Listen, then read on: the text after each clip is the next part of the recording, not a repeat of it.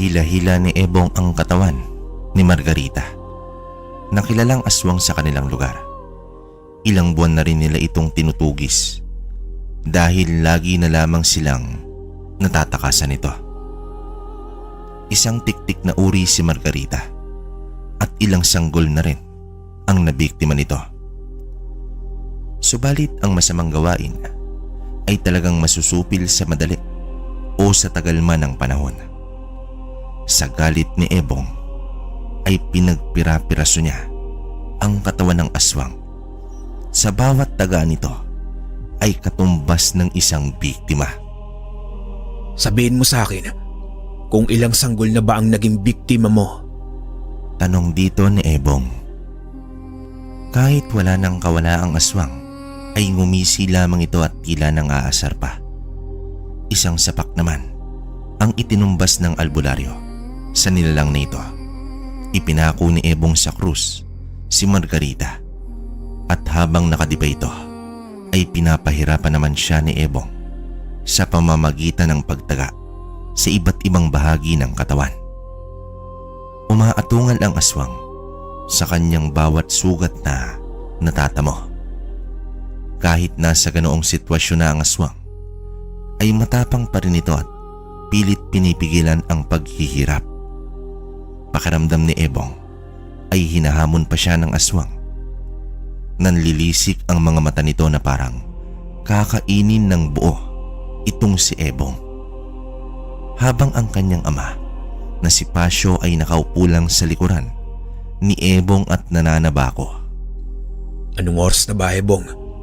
Tapusin mo na yan at maaga pa ako sa laot bukas. Tanong dito ni Pasyo. Mauna ka na, Itay. Hindi pa ako nagsasawa sa pagpaparusa ng isang ito. Sagot naman dito ni Ebong. Tumayo na ang ama at nauna nang pumanhik ng bahay. Samantala, patuloy pa rin sa pagbibigay parusa ang albularyo. Biktima rin kasi ni Margarita ang asawang buntis ng kanyang kaibigan. Kaya naman ganoon na lamang kagigil ang albularyo na pahirapan ang tiktik. Hinila ni Ebong ang dila ng tiktik at nagpupumiglas na ito. Umabot sa mahigit 1 metro ang haba ng pagkakahila ni Ebong sa dila at agad niya nga itong pinutol gamit ang itak. Sumigaw ang aswang sa tindi ng sakit. Kasunod nito ay inumpisan niya ng pinutol ang mga paa ng aswang. Animoy karning baboy na pinagtatadtad ng binatang albularyo ang katawan ni Margarita. Buhay pa rin ang aswang ngunit hinang-hina na ito dahil sa halos maubos na ang dugo nito. Kinabukasan ay halos kumalas ang kaluluwa ni Pasyo nang bumulaga sa kanyang harapan ang pugot na ulo at pakpak ni Margarita na isinabit ni Ebong sa puno ng nyog. Nakabuka pa ang mga pakpak nito. Nakadilat ang mga mata at nakabuka ang bibig. Anak ng... Hoy, Ebong, bakit nilagay mo to dito? Sira ulo ka, talagang bata ka. Gulat na wika dito ng kanyang ama. Palatandaan niya ni Tay. Para sa mga aswang o kahit ano pang uri ng nilalang ng dilim na balak magtangkad dito sa isla ng Jomalig.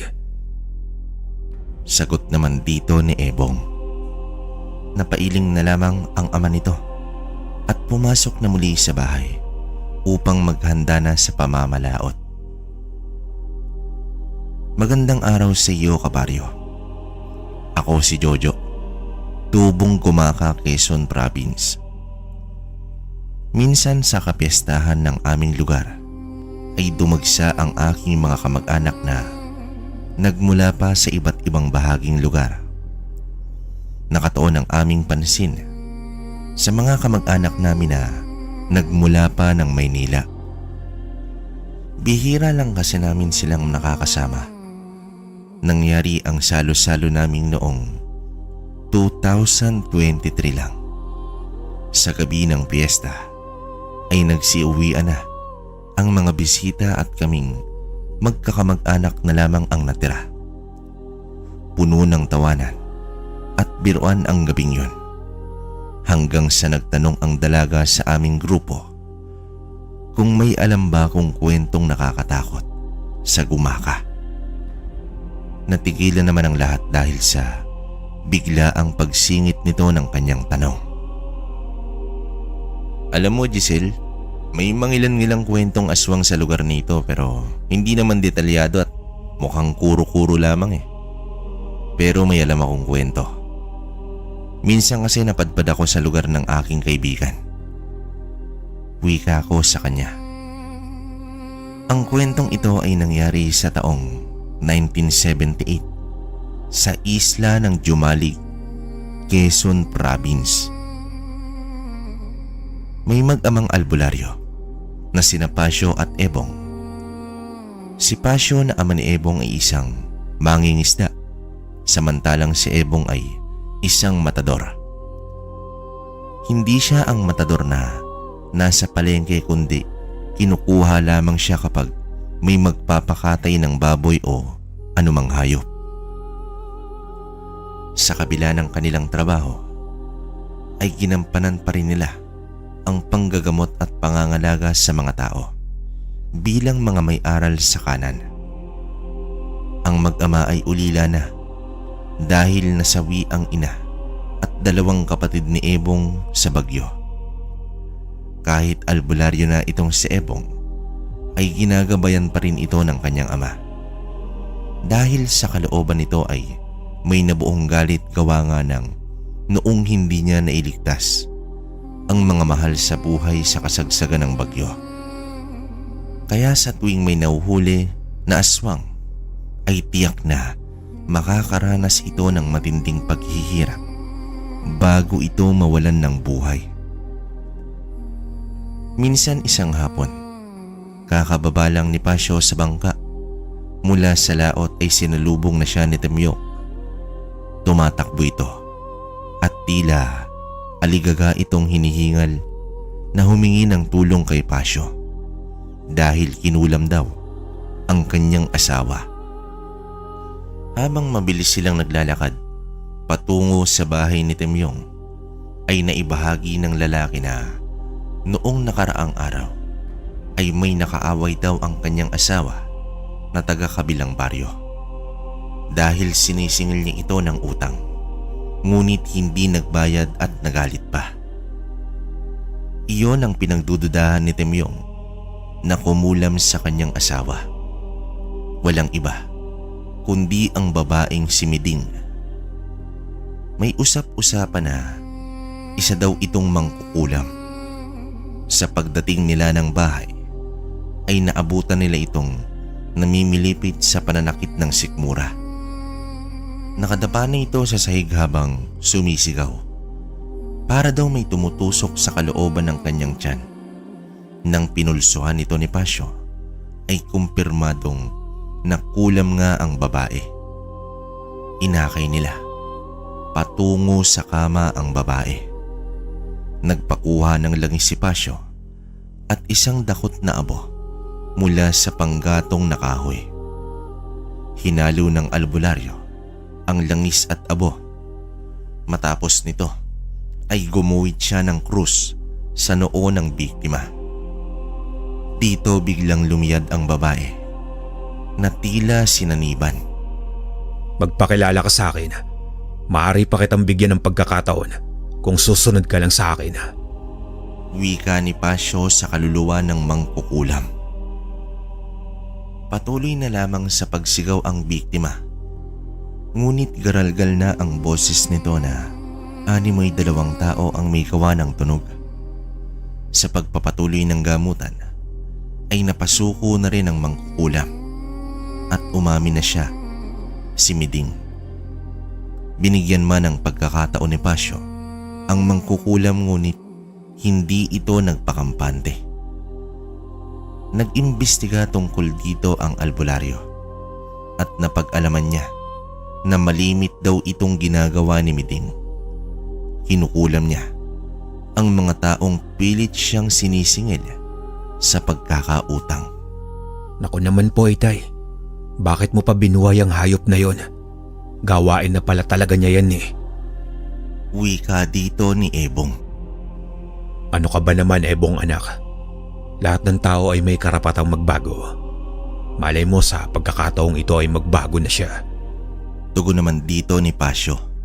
Kung unang beses pa lang niya yung ginawa, baka pwede pa. Pero ikaw na ang nagsabi na gawain na pala niya yan. Muling wika ni Ebong. Makalipas ang ilang araw, may nabalitaan si Pasyo na may pinaslang si Miding at mismong kababaryo lang nila. Nagtinginan ang mag-ama at napailing na lamang itong si Ebong. Anong sabi ko sa iyo, Itay? Tignan niyo po kung ano ang nangyari. Tugon dito ni Ebong. Ikaw na ang tumapos nito, Ebong. Utos naman dito ni Pasyo. Nang marinig ng binata, napangisi naman ito sa kanyang nalaman. At kinabukasan mismo ay nagtungo ang binata sa bahay ng biktima. At tanging pagkaawa na lamang ang nadama nito dahil sa mga anak na naulila. Inalam ni Ebong kung saan nakatira itong si Miding. Nang kanya itong puntahan sa bahay, ay tuwang-tuwa pa itong nakikipagsugal sa mga kaibigan. Base sa obserbasyon ni Ebong, ginagawang pasugalan pala ang bahay ni Miding.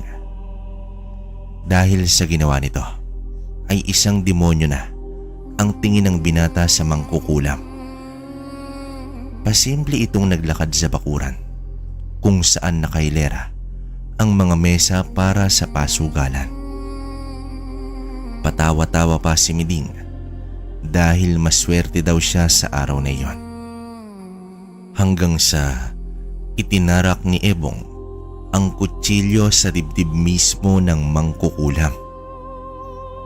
Ilang segundo ding natigilan ang mga tao at nagpulasan ito sa paghugot ng kutsilyo at dito na bumulwak ang napakaraming dugo. Diretso sa puso ang tama, kaya ganoon na lamang kung bumulusok ang dugo ni Miding.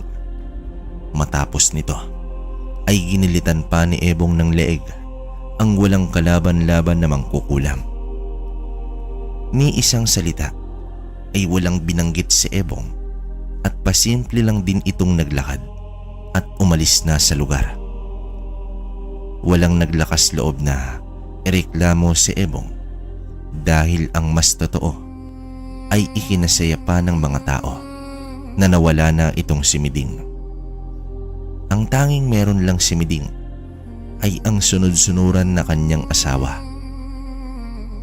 Isang araw, pinuntahan ni Tolome itong si Ebong dahil nangangailangan ito ng kasama. May nakuhang alok kasi itong si Tolome bilang tagakatay sa gagawing piging na nasa kabilang bahagi pa ng isla. Dagdag pa nito, baguhan lamang daw ang pamilyang iyon at nakabili ng malaking lupain. Kaarawan kasi ng panganay na anak ng pamilya, kaya magkakaroon ito ng paghahanda.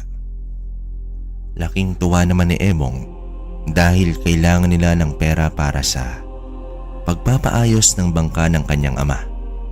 Gayunpaman, makalipas ang 2 araw, ay tumungo na ang magkaibigan sa nasabing isla.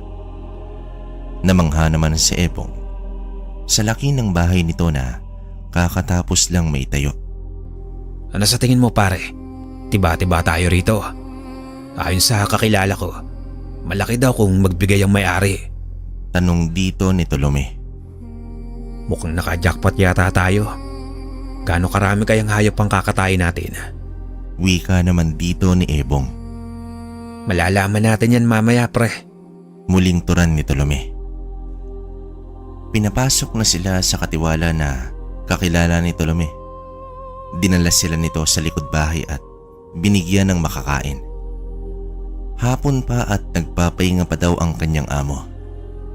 Nang matapos silang magmerienda, ay doon lang sila pwedeng tumambay sa likod. Hinanap naman ni Ebong ang kakataying hayop dahil ni isa ay wala siyang nakita. Ayon naman sa katiwala na si Berting, ay baka bukas pa darating ang mga kakatayin. Masayang nagkwentuhan sina Ebong at Tolome hanggang sa lumapit si Berting at sinabing nais daw silang makilala ng may-ari. Dinala naman sila ni Berting sa harapan ng bakuran. Natanaw na ni Ebong ang nakatalikod na lalaking may-ari ng bahay. Tila ba sinampal si Ebong dahil sa nakakasulasok na amoy nito. Biglang nag-iba ang pakiramdam ni Ebong. Sa pagharap nila sa may-ari ay todo bigay galang si Tolome dito, habang si Ebong naman ay natural lang ang dating. Ayon sa may-ari na nagpapakilalang si Miguel, mamayang gabi na raw darating ang mga karne. Napatanong naman si Tolome kung bakit karne na agad. Buong akala niya kasi ay kakatay sila ng baboy o anumang hayop. Bahagyang ngumiti naman si Miguel at sinabing hihiwain na lang daw nila sa maliliit ang mga karne at tapos na ang kanilang trabaho. At sa tagpong iyon, mismo ay ibinigay na ni Miguel ang kabuang bayad para sa kanilang serbisyo. Laking pasalamat naman ni Tolome dahil higit pa sa kanyang inaasahan ang ibinigay ng may-ari. Pasimple namang ngumiti at nagpasalamat itong si Ebong. Matapos nito ay umalis na ang may-ari at silang dalawa naman ay bumalik na sa kusina. Habang nasa kusina ay galak na galak ang itsura ni Tolome. Subalit hindi tinanggap ni Ebong ang kanyang parte. Bagkos, kukunin na lang daw niya kapag pauwi na sila. Nag-umpisa nang ngasain ni Ebong ang kanyang itak. O pre, sarili mong itak ang gagamitin. Marami naman dyan oh. Gulat na tanong dito ni Tolome. Oo pare, mas gamay ko kasi ito eh. At sasabak ito sa laban mamaya. Sagot naman dito ni Ebong. Sige, ikaw ang bahala. Mamimili na lang ako dito kung ano ang gagamitin. Maghihiwa lang pala tayo. Anong karne kaya yon pre? Muling tanong dito ni Tolome. Nagpatuloy naman si Ebong sa paghahasa habang pinakikiramdaman ang buong bahay. Dahil si Miguel ay isang aswang at hindi imposible na ang buong pamilya nito ay mga aswang din. Sa kanilang pag-uusap ni Tolome ay nalaman niya na may 5 miyembro ang pamilya at paniguradong may mga katiwala ito na mga aswang din at tiyak rin siya na ang mga bisita ay puro ding aswang. Maya-maya pa ay dumating itong si Berting. Ipinaalam niya na dumating na ang mga bisita. Mga kamag-anak lang pala ng pamilya na nagmula pa sa malayong lugar. Nagdahilan naman si Ebong na hihingi siya ng tubig kaya isinama niya itong si Berting sa loob. Nasipat ni Ebong ang iilan sa mga bisita at tama nga siya. Lahat ng mga iyon ay purong mga aswang. Makalipas ang ilang minuto ay dumating na ang mga karne na nakalagay sa malalaking timba. Dinala ito ng 4 na mga kalalakihan sa kusina at amoy na amoy ni Ebong ang mga tunay na pagkatao ng mga ito. Sa pagbukas nila ng timba ay tumambad kay Ebong ang mga karne ng tao. Mga putol na kamay at paa at iba pang bahagi ng katawan ng tao. Habang si Tolome ay walang kamalay-malay na ang kanyang mga inilalabas na karne ay karne pala ng mga tao. Hindi na ikubli kay Ebong ang sabulag na inilagay ng mga aswang sa karne. Ganadong naghihiwa na itong si Tolome. Samantalang nagpaalam muna si Ebong sa kanyang kaibigan dahil sumama ang kanyang tiyan at kailangan niya munang gumamit ng banyo. Pero ang totoo ay naghahanda na si Ebong sa labanan na mangyayari. May nakita siyang maliit na pinto sa bakod ng lugar na nasa likod bahay. Sinira niya ang kandado sa nakataling kadena ng pinto. Ibinalik niya ito sa ayos para isiping nakatali pa rin ito. Inuwa niya ang nasipat na 2 galon ng langis at inipon niya sa likod ng palikuran.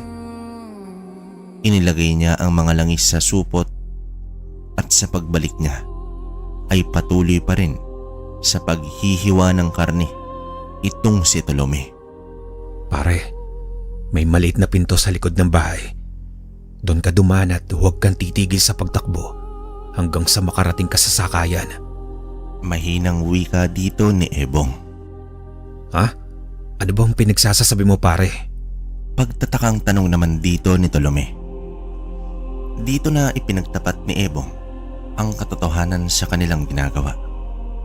Upang maniwala sa kanya ang kaibigan, ay nag-usal siya at inihip sa mata ni Tolome. Ganoon na lamang ang pagkagulat ni Tolome sa mga nakitang karne. Pinigilan ng albularyo ang muntik ng pagsigaw nito sa labis na gulat. Napatras ang kaibigan sa tindi ng kilabot. Pinakalma muna niya ito at pinapunta sa likod bahay. Nang nakalabas na si Tolome, ay inumpisahan na ni Ebong na buhusan ng langis ang kusina. Hanggang sa gilid ng bahay, bitbit niya ang bayong na pinaglagyan ng mga nakasupot na mga langis. Dito sinindihan na ng albularyo ang kusina at mabilis na kumalat ang apoy patungo sa gilid ng bahay. Tumakbo naman si Ebong sa harap ng bahay kung saan naroroon si Berting na nag-aasikaso ng mga bisita. Berting, tumakas ka na. Mga aswang ang pinagsisilbihan mo. Sigaw dito ni Ebong. Gulat na gulat si Berting at hinila niya si Ebong palabas ng bakod. Muli niya itong sinabihan na tumakas at magtungo na sa sakayan si Tolome.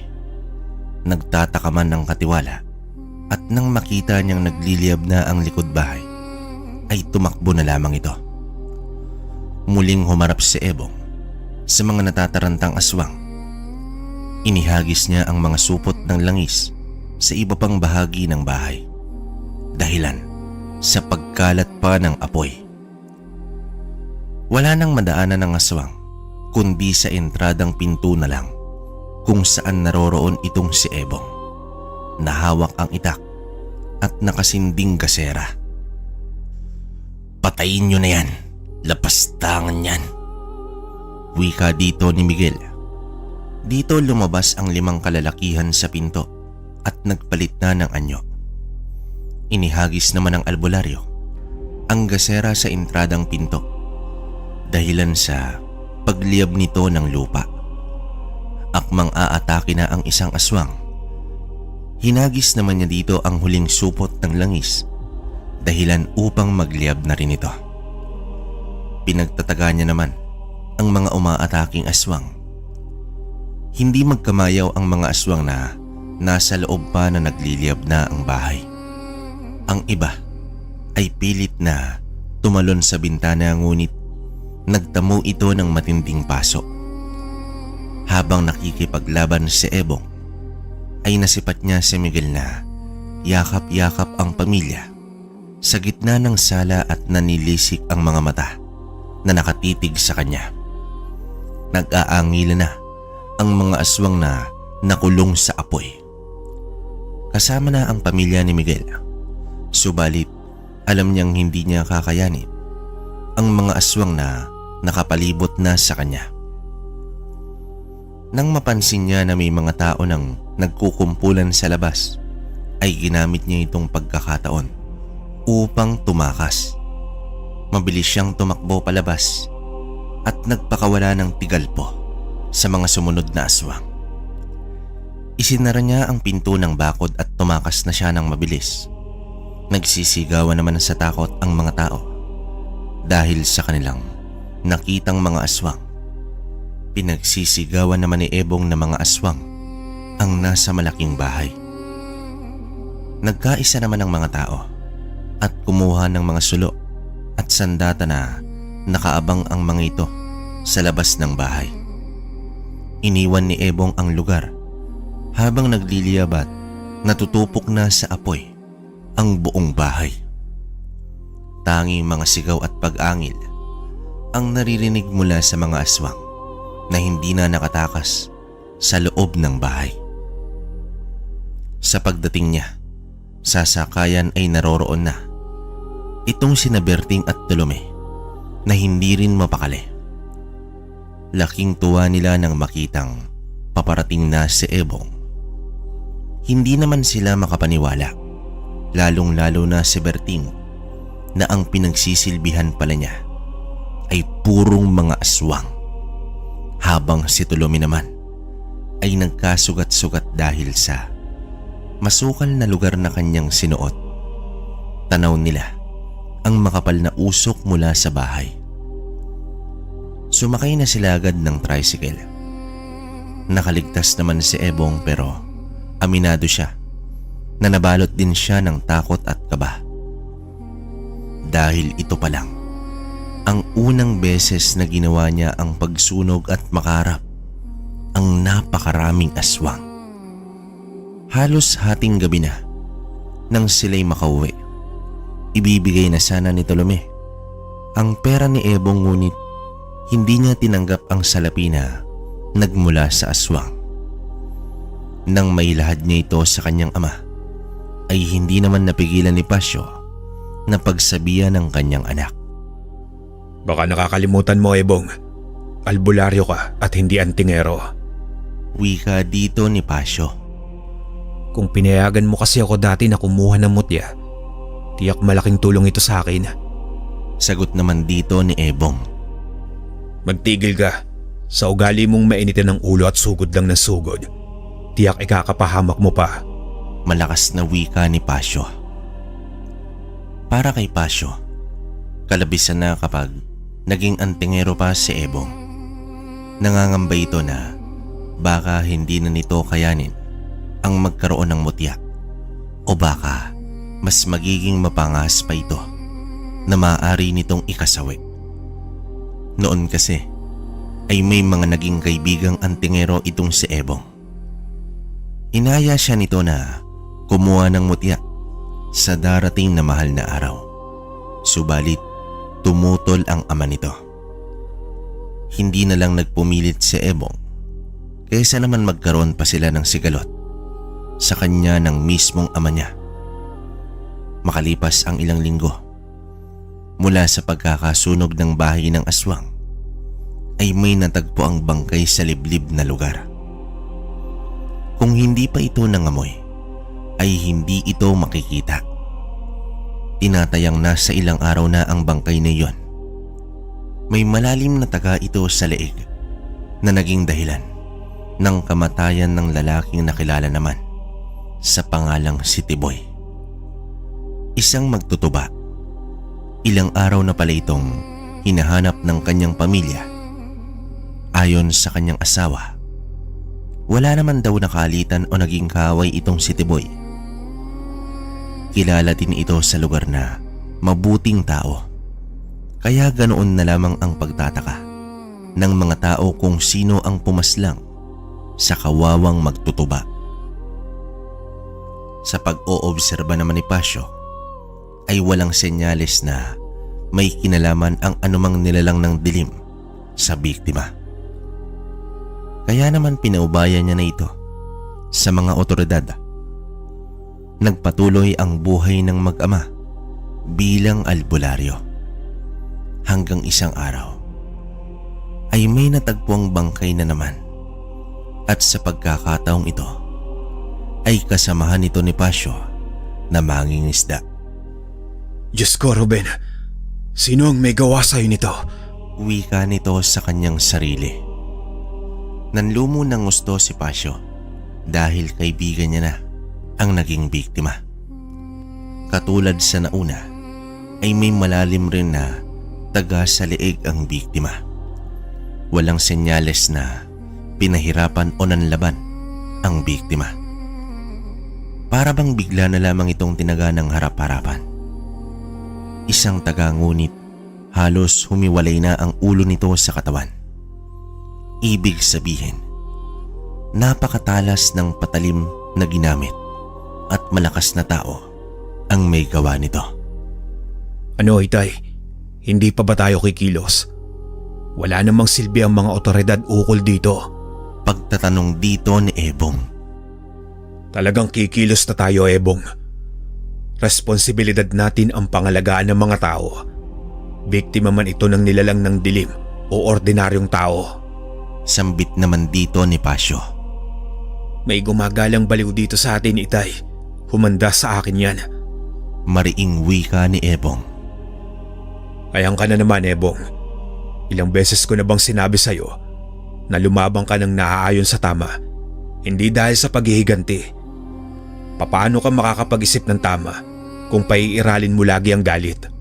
Wika dito ni Pasyo. Matapos nito, nagkasundo ang mag-amang albularyo. Nasalitan sila sa pagroronda tuwing gabi. Hanggang hating gabi, si Pasyo at papalit naman si Ebong hanggang umaga. Pero hindi sapat na silang dalawa lamang, kaya humingi ng tulong si Pasyo sa kapitan upang maglunsad ng pagpupulong.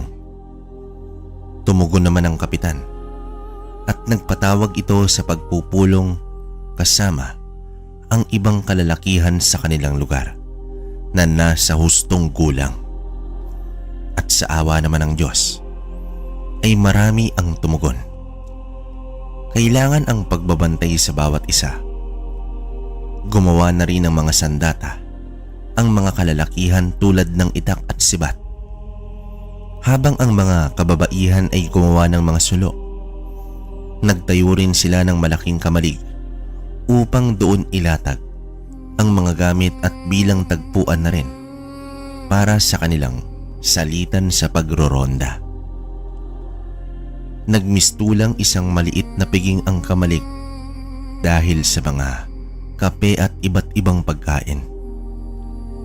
Hindi rin matatawaran ang dedikasyon ng mga taga-baryo sa pakikipagkooperasyon.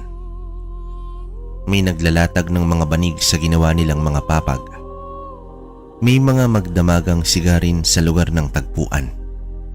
Natuwa naman si Pasyo dahil sa pagkakaisa ng mga tao sa oras ng panganib.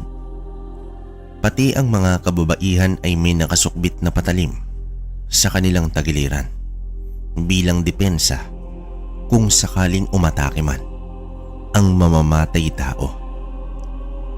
Sa unang gabi ay walang bakas ng mamamatay tao na napansin ang lahat. Ngunit makalipas ang 3 araw, may natagpuan na namang biktima. Ang babaeng biktima ay si Constancia, isang balo at mag-isa na lamang na naninirahan sa kanyang bahay dahil nasa ibang lugar na ang mga anak nito. Natagpuan nito isang umaga sa bakuran mismo ng bahay na nakabulagta at wala ng buhay. Sa ikatlong biktima ay nagdulot na ng matinding takot sa buong baryo ang hindi kilalang mamamatay tao. Sa dami ng nagroronda ay wala man lang nakapansin dito. Lalo pa at dadaanan nila ang tapat ng bahay ng bagong biktima. Ngunit hindi pa rin nawala ng pag-asa ang mga tao na mauhuli rin nila ang mamamatay tao. Itay, mukhang pinaglalaruan lang tayo ng kriminal na yon. Napakadulas naman nun. Sambit dito ni Ebong. Hayaan mo't mahuhuli rin yan. Basta pag-igihan pa natin ang pagbabantay sa bawat isa. Wika naman ni Pasyo. Dahil sa pangyayari, ay nilagyan na ng tigda-2 sulo ang bawat bakuran ng bahay. Gumastos na ang barangay para sa supply ng langis. Kahit ang kapitan ay binalot na rin ng takot, lalo pat marami sila sa kanilang bahay. Nakikiusap ako sa inyo na huwag sana tayong panghihinaan ng loob at patuloy pa rin ang pagroronda gabi-gabi. Wika dito ng kapitan. Nagkaisa pa rin ang mga tao sa kabila ng takot. Lumipas ang 1 linggo na walang nabiktima ang kriminal. Ngunit isang umaga, sa lugar ng tagpuan ay may isa na hindi na nakabalik. At ito ay si Mang Dadoy. Isang matanda na nagtitinda ng kandila sa may simbahan. Dahil sa nangyari, ay hindi na maiwasan ng karamihan ang mangamba at maiyak. Muling rumonda ang mga tao kahit umaga na upang hanapin ang matanda. Ayon sa 2 kasama nito, bandang 5:00 na ng umaga ay nag-abiso ang matanda na mauuna na siya sa kamalig dahil sumama ang pakiramdam. Kumpiyansa naman ang kasamahan nito dahil tanaw lang nila ang kamalig. Dito na nagduda si Pasio na ang kriminal ay hindi basta-bastang nilalang. Makalipas ang halos 1 oras na paghahanap ay natagpuan nila ang matanda na nakasandal sa isang puno. May taga sa leeg at dilat pa ang mga mata. Nang tiningnan nito ni Pasio, ay bakas sa mukha nito ang matinding takot. Hindi rin kalayuan sa kamalig ang pinangyarihan. Habang nasa bahay ang mag-ama, ay parehong tahimik ang dalawa sa tindi ng pag-iisip. Isang hiwaga sa kanila ang pagkakakilanlan ng mamamatay tao. 4 na ang naging biktima nito sa loob lang ng 1 buwan. Nagbahagi ng agam-agam si Ebong. Inisip niya na baka isang aswang ang pumapatay. Ngunit bakit itak at hindi kuko o kagat ang paraan ng pagkitil? Isang katanungan na nagdulot ng palaisipan sa mag-amang albularyo. Gayunpaman ay nagpatuloy pa rin sila sa pagroronda. Pasapit ng hating gabi ay salita na ulit at isa si Ebong na nakatokang magbantay hanggang umaga. Nagpasya si Ebong na manatili sa isang malaking puno ng sampalok. Doon siya humiga sa isang sanga nito. Nakapikit ang binatang albularyo, ngunit gising na gising ang diwa nito. Pinakiramdaman niya ang buong paligid hanggang sa nakarinig siya ng kaluskos. Agad dumapa sa sanga itong si Ebong at maiging sinipat ang paligid. Malaking tulong ang liwanag ng buwan. Sa di kalayuan ay nakita niya ang isang sulok, palatandaan na may isang grupo. Subalit nasipat din niya ang mabilis na paggalaw ng mga halaman. Para bang may napakabilis na tumatakbo at patungo ito sa isang grupo na nagroronda. Agad tumalon si Ebong sa puno at sinundan ang nilalang na tumatakbo hanggang sa biglang bumulagta ang isa sa 3 kalalakihang nagroronda. Ni hindi man lang nila nakita kung sino ang may gawa. Sa animoy hangin lang na dumaan at agad na bumagsak ang isang kasama. Nagtamo ito ng malalim na sugat sa leeg. Sinubukan pa nila itong iligtas pero patuloy ang pagbulwak ng dugo sa bibig ng lalaki at sumisirit din ang dugo sa leeg nito. Ilang minuto lang ay binawian na ng buhay ang lalaki. Patay na ito nang dumating si Ebong. Dali-dali naman nilang dinala sa kamalig ang napaslang na si Simon. Napaluhod na lamang ang asawa nito at matindi ang pag-iyak. Palihim naman na inilahad ni Ebong sa kanyang ama ang kanyang nakita. Dahil sa may nabiktima na naman, ay nagpasya ang lahat na magsiuwi na sa kanilang tahanan. Sabi ko na nga ba, hindi ordinaryong nilalang ang pumapatay. Kitang-kita ko ang napakabilis na kilos nito. Wika dito ni Ebong. Kakausapin ko ang kapitan, anak. Sa palagay ko ay dapat nang itigil ang pagroronda. Sagot naman dito ng kanyang ama. Matapos ang agahan, ay nagtungo na ang mag-ama sa kapitan. Inilahad ni Ebong ang kanyang nakita. Nagmungkahi naman si Pasyo na mas mabuting itigil na ang pagroronda. Imbis makaagap sa problema, ay mas naging pabor pa yata ito sa kriminal. Pinulong muli ni kapitan ang mga tao at nagdeklara ito na ititigil na ang pagroronda. Nagsalita naman si Pasyo na aalamin nila ang tunay na katauhan ng nilalang. May ideya na ang albularyo at di magtatagal ay liliit na ang mundo ng mamamatay tao. Hindi pa man kumpirmado pero walang masama kung susubukan. Pagsapit ng gabi ay sabay ang mag-ama na nagronda ng buong lugar. Nagpakawala ng usal si Pasyo sa paligid sa bawat 15 minutos na paglalakad. Habang nagpapausok naman ng balat ng nyog, itong si Ebong sa paligid hanggang sa maubos ang isang sako ng balat ng nyog. Hanggang sa tumambad sa kanila ang isang figura ng tao sa di kalayuan. Nakatayo lang ito. May suot na salakot at may hawak na isang itak.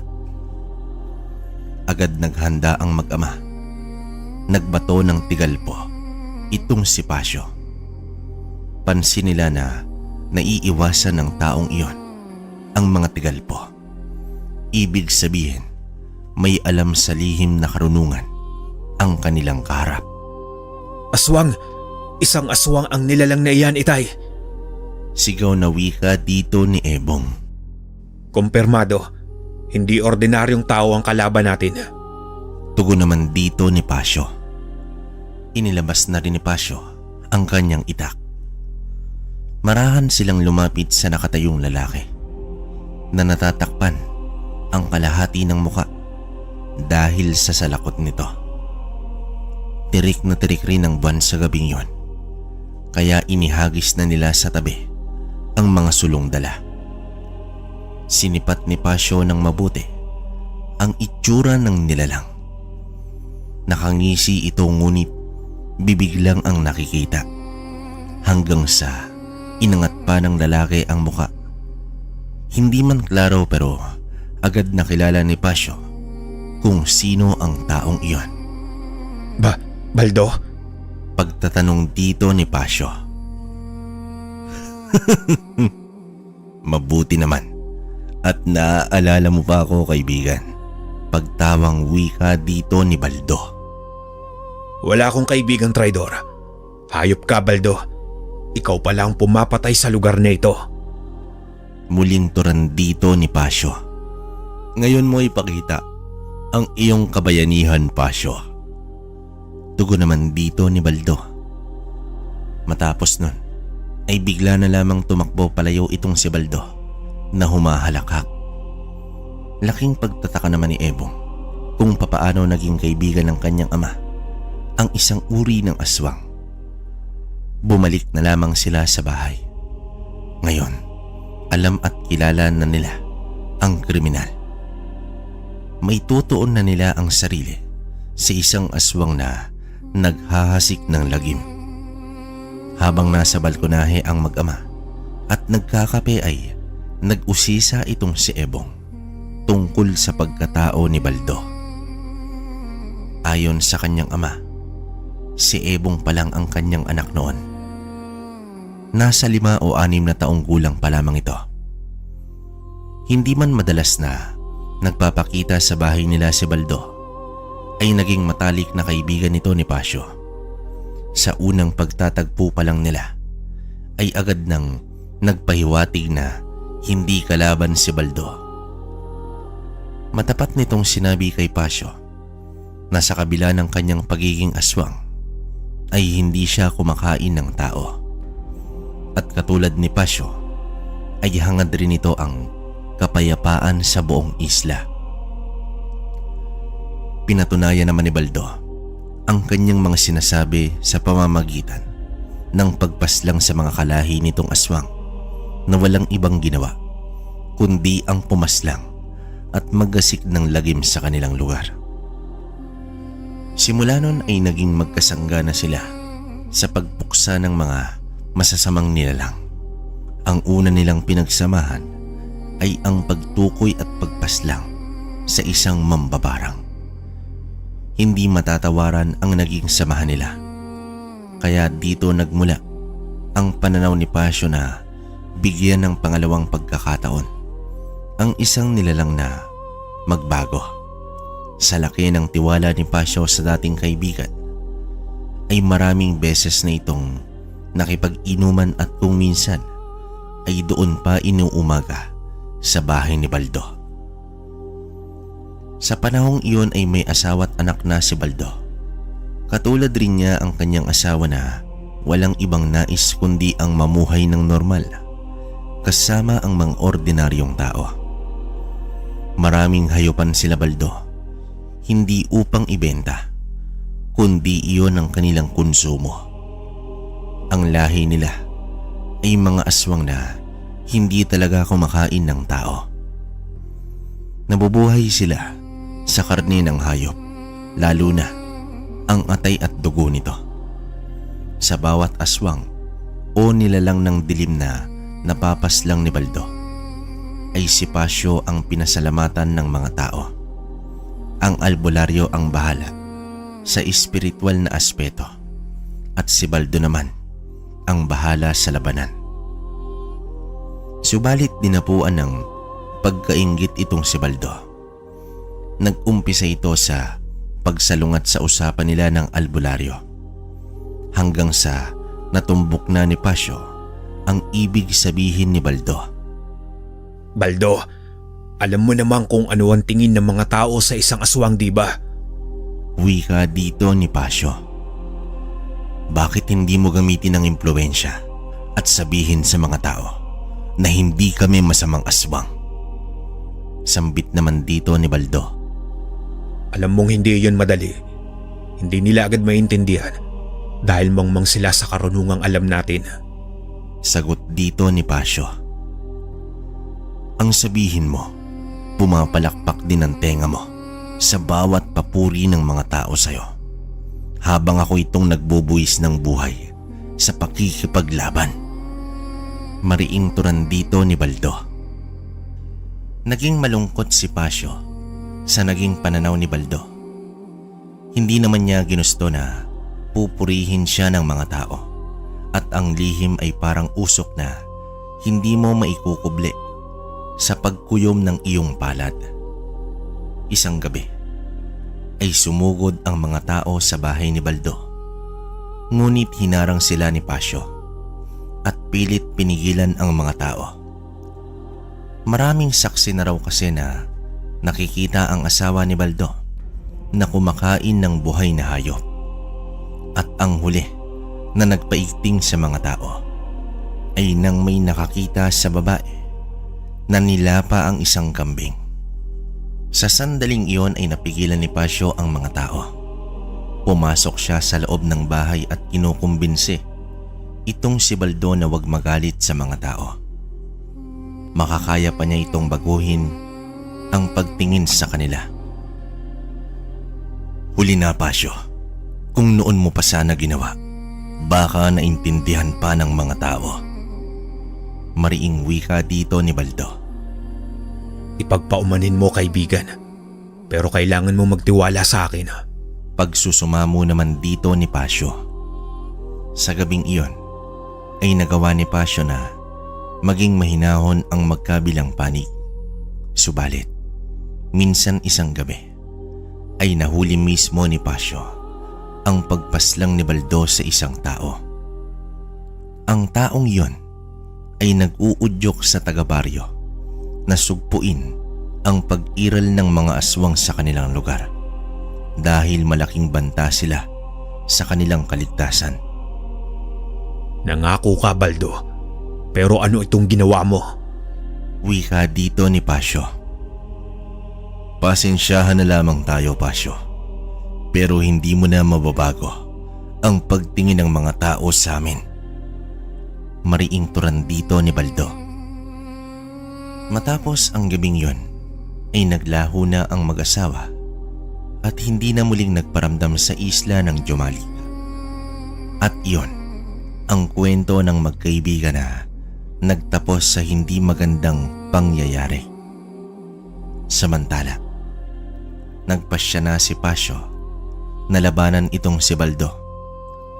Walang kapatawaran ang mga ginawa nitong pagpaslang sa mga tao. Pagsapit ng umaga, ay lalakad na sana si Pasio upang kumuha ng mga bagakay para gawing sibat. Pinigilan siya ni Ebong at pinagpahinga. Gumawa ng maraming sibat si Ebong. Paghahanda ito para sa labanan kontra aswang. Hindi ito magiging madali dahil kung sa pisikalan ay dehado sila. May kabal ang aswang. Bukod pa nito ay di hamak na mas malakas at mas mabilis kumpara sa kanila. Matapos ang paggawa ng mga sibat ay muling inaral ni Ebong ang libreta ng mga usal. Mas pinalakas pa niya ang espiritual na kaalaman dahil dito sila nakakalamang kay Baldo.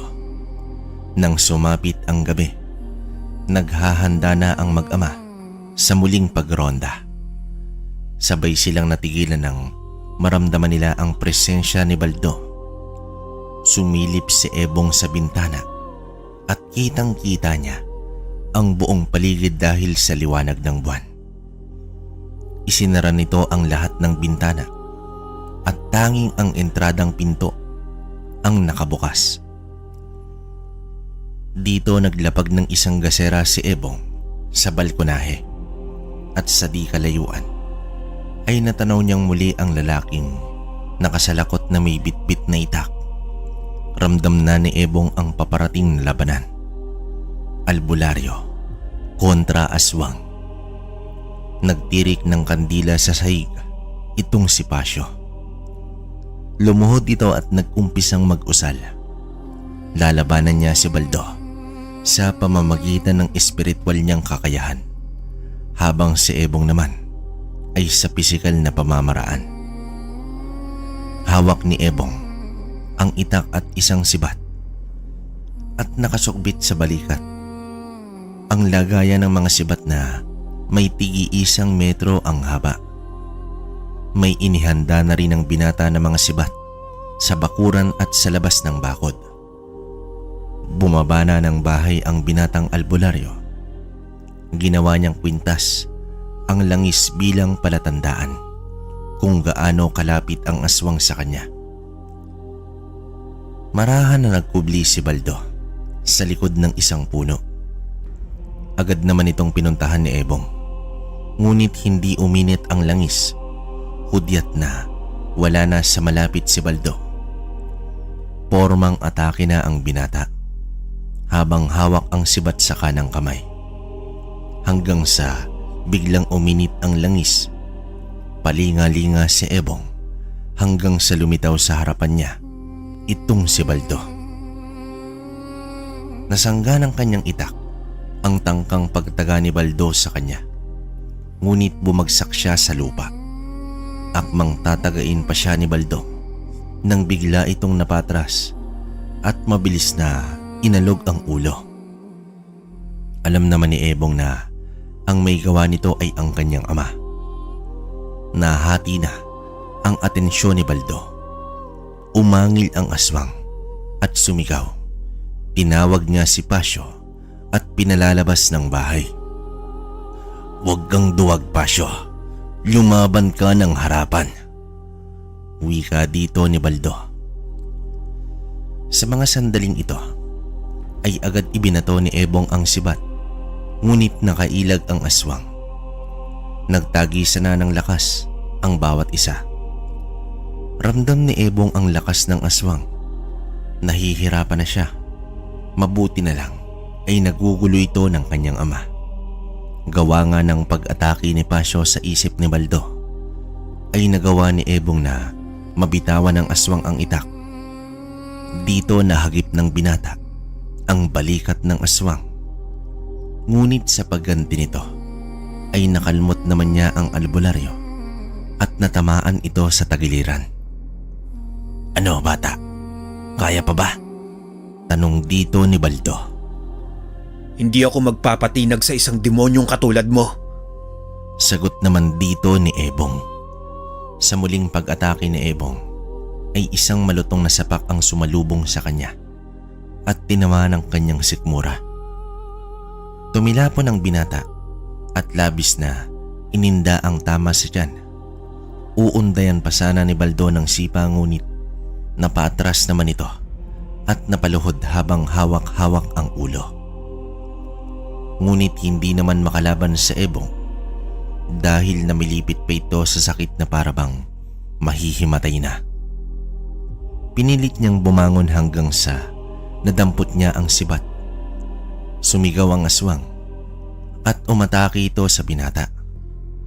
Naitarak ni Ebong ang bagakay sa hita nito, dahilan upang mapatras ang aswang. Pero sadyang malakas si Baldo.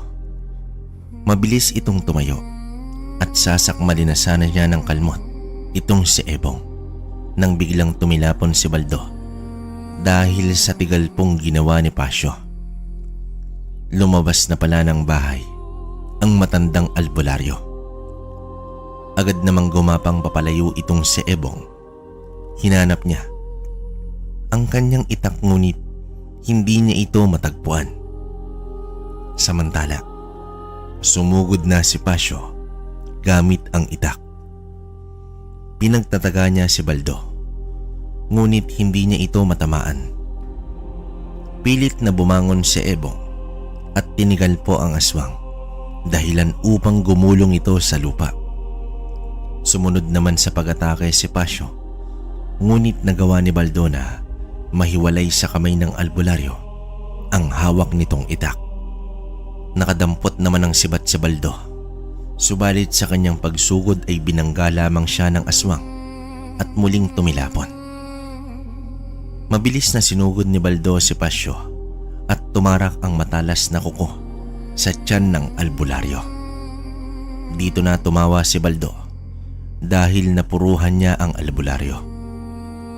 Gumanti naman ang ngisi si Pasyo dahil naitarak din ito ang bagakay sa mismong puso ng aswang. Sabay na napatras ang dalawa at bumagsak sa lupa. Napasigaw na lamang si Ebong dahil alam niya na matindi ang tama ng kanyang ama. Pinilit niyang bumangon at patakbong lumapit kay Baldo. Buong lakas niyang itinarak ang sibat na bagakay sa leeg ng aswang. Hindi pa nakontento si Ebong. Hinugot niya ang sibat sa dibdib ng aswang at paulit-ulit niya itong inundayan ng saksak.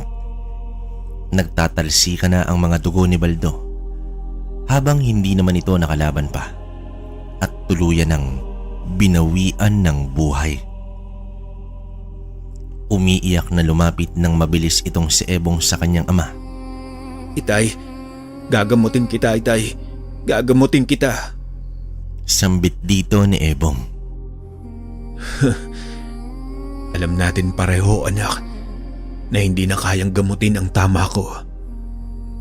Huwag mo sanang kakalimutan ang mga pangaral ko sa'yo. Wika dito ng kanyang ama. Naghihirap na rin ang matanda habang kandong ito ni Ebong. Hanggang sa nagbitiw na ito ng kanyang huling hininga. Labis-labis na lamang ang panlulumo ni Ebong. Walang patid na pagluha ang tangi niyang nagawa. Nagwakas ang paghahasik ng lagim ni Baldo, ngunit nagwakas rin ang buhay ni Pasyo.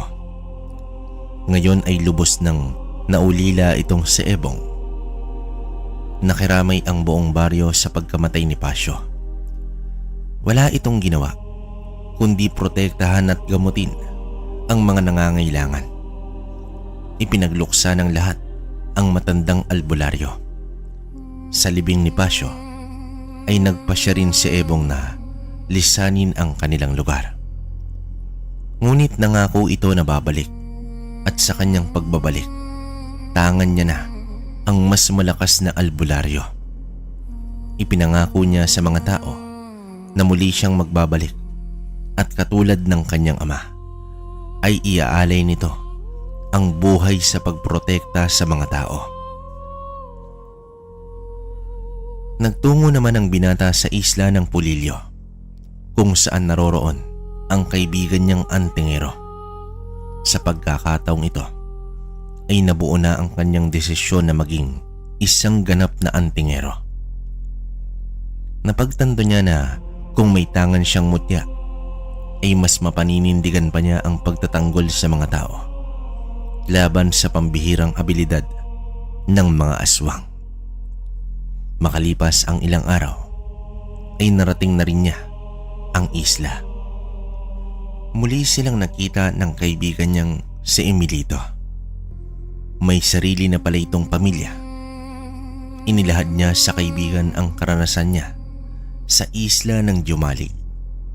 Ganoon din si Emilito ang mga katakot-takot na pinagdaanan niya sa pagtugis ng mga aswang at iba't ibang uri ng nilalang. Hindi ka ba natatakot na baka madamay ang pamilya mo sa iyong laban?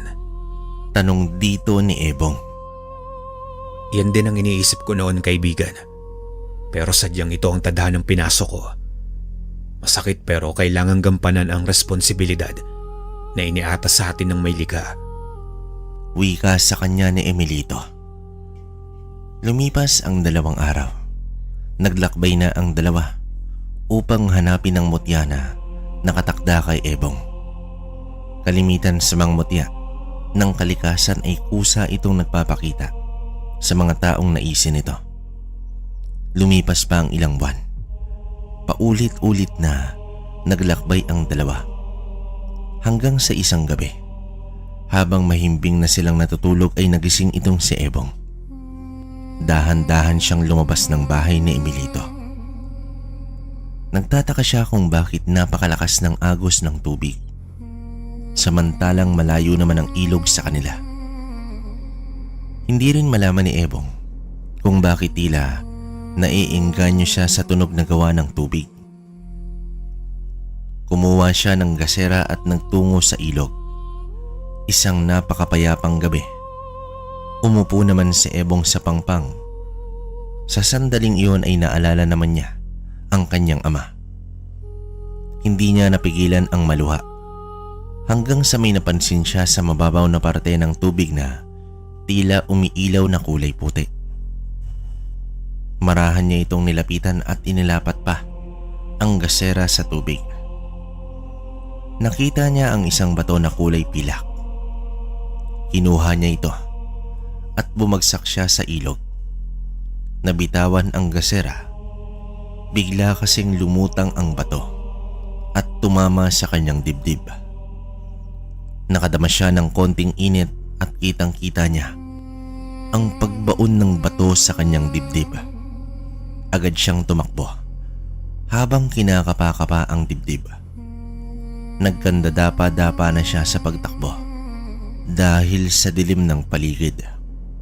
At nang makarating siya sa bahay ng kaibigan, ay ginising niya ito. Tinanggal niya na ang hiya dahil nais niyang malaman kung ano ang nangyayari. Matapos niyang isalaysay ang nangyari sa ilog, ay ngumiti naman itong si Emilito habang nagwiwika ito ng, Napakaswerte mo, kaibigan. Mutya ng tubig ang nakuha mo. Matapos may bahagi ni Emilito ang kakayahan ng mutya na tangan na ni Ebong, ay nagsimula na siyang magsanay sa paggamit nito hanggang sa nagbalik na si Ebong sa isla ng Jumalig. isang bagong simula para sa binata na isang albularyo at isa ding antingero. Ang kwento ng mag-ama ay nagpapaalala sa atin na walang magandang may dudulot ang pagkainggit sa ibang tao. Maniwala man kayo o sa hindi, may mga aswang talaga na hindi kumakain ng tao. Ngunit ang magandang samahan ay sinira lamang ng dahil sa inggit. Matuto sana tayo na maging kontento kung ano ang meron tayo. Lahat ng tao ay may iba't ibang kakayahan. Imbis na ikukumpara natin ang sarili sa iba, mas mabuting pagyamanin na lang natin kung ano ang ibinigay sa atin ng may likha. Mga kabaryo, hanggang dito na lang ang kwento natin ngayong araw. Naway merong kayong napulot at may nakuha kayong aral sa kwentong inilahad natin. Maraming salamat.